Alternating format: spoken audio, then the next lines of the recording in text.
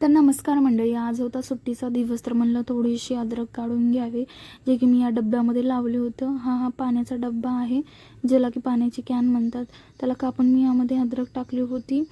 तर 5 ते 6 महिने झालं अद्रक टाकून. तर आज म्हणलं चला अद्रक काढून घ्यावी. आणि यामध्ये आम्हाला दिसला एक मोठासा गांडूळ.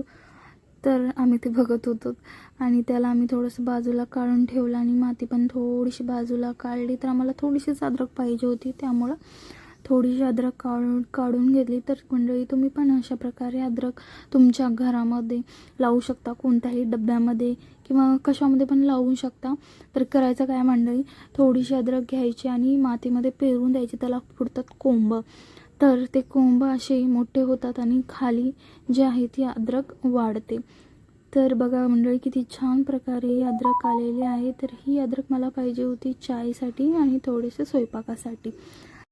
तर मंडळी, अद्रक मस्तपैकी पाण्याने धुवून घेतली आणि मस्त याचा चाय केला, काय फ्रेश चाय बनला. तर मंडळी, उरलेली माती सगळी पुन्हा डब्यामध्ये टाकून दिली, कारण की अजून पण याच्यामध्ये अद्रकचे झाडं होते आणि एक गडलिंबूचे पण छोटे छोटे झाडं आलेले होते. तर मंडळी, हा व्हिडिओ कसा वाटला कमेंट करून नक्की सांगा आणि लाईक करायला विसरू नका.